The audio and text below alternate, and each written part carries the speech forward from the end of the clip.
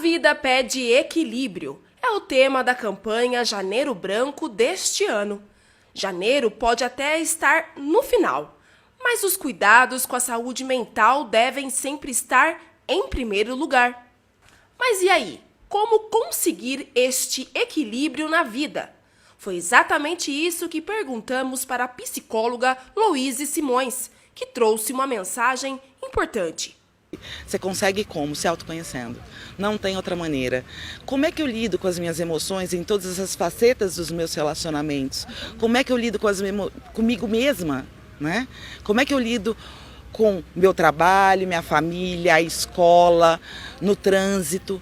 O que me deixa nervoso? O que me deixa alegre? O que me deixa triste? E como eu reajo a essa tristeza? Nós precisamos buscar essas respostas e aí sim nós vamos atingir e ter habilidade para lidar com a gente e com as adversidades, porque a vida hoje é muito mais de adversidade do que de prazeres. Então a primeira ferramenta para conseguir o equilíbrio é o autoconhecimento, conhecer a si próprio. Conhecer a si próprio, quais são os meus gatilhos, como eu lido com as minhas emoções. Eu posso estar feliz. E aí, com a felicidade é mais fácil, né? Ganhei na Mega Sena. Nossa Senhora, o sorriso já abre aqui e você fica extremamente feliz. Agora, eu tô com raiva. Não sabe lidar. O que é raiva? As pessoas nem sabem o que é raiva. Sim. O que eu faço para lidar com a raiva é muito peculiar. É receita de bolo? Não. Cada um tem o seu gatilho, cada um tem uma história de vida. Mas a saúde mental também é um tema que devemos inserir no cotidiano dos nossos adolescentes e crianças, desde a primeira infância. Realmente, quando a gente fala de saúde mental, principalmente nas crianças, a gente precisa pensar primeiramente nessa base familiar que ela é inserida. A gente tem algumas necessidades, como a necessidade da moradia, da segurança, da educação. E a educação a gente engloba também aí o fator de regras e limites, que são importantíssimos para o desenvolvimento.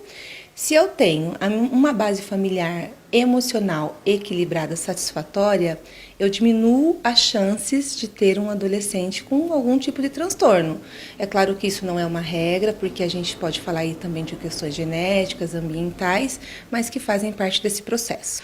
Luciana também enfatizou que as crianças também têm a necessidade de falar sobre suas emoções.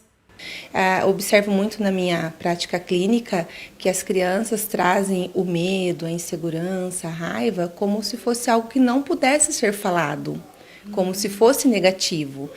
Existe uma parte, sim, que a gente coloca como que são sentimentos que a gente não pode falar, a gente ouve os pais dizerem, né, engole esse choro, você não tem motivo para estar triste, medo do quê?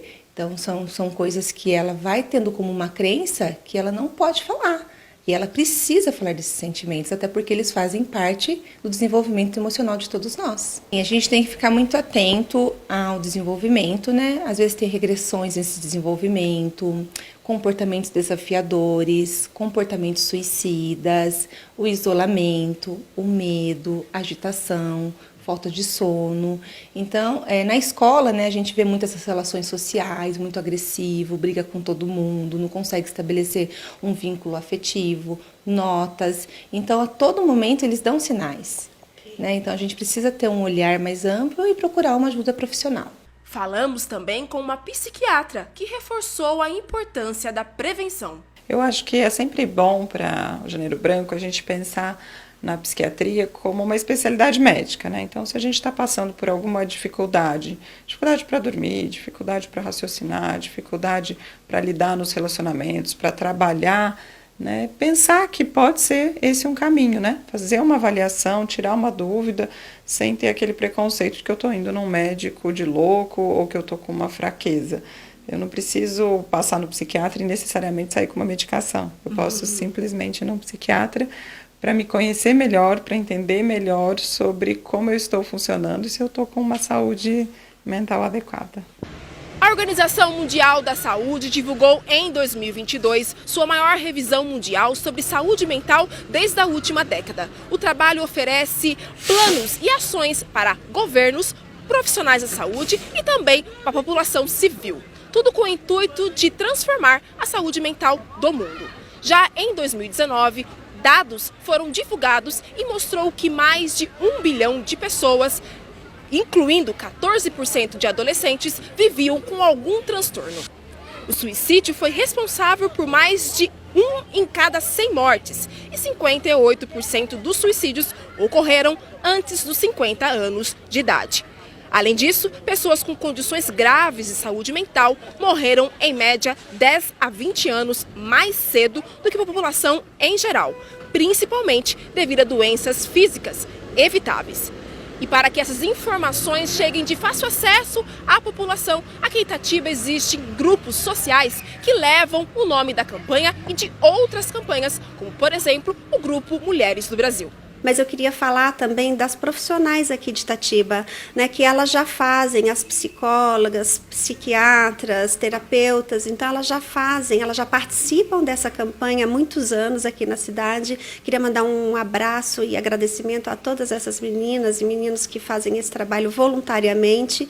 E esse ano a gente está, como eu te falei, a gente está tentando voltar a fazer ações presenciais aqui. Então, até gostaria de convidar o pessoal aqui da cidade e da região, a gente tem algumas adesões também de Campinas, para que se juntem a nós e ajudem a gente a viabilizar esses espaços e essas ações, porque é muito importante, né, Letícia?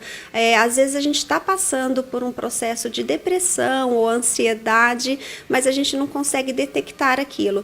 Então, por isso são importantes essas campanhas que a gente traz à tona, né, e compartilha todo esse momento que a gente está vivendo, a gente saindo da pandemia, voltando às nossas atividades. Então, é muito importante prestar um pouco mais de atenção sobre isso e saber que tem uma saída, que tem ajuda e que nós estamos aí para estar juntas e colaborando e fazendo uma coisa bem bacana.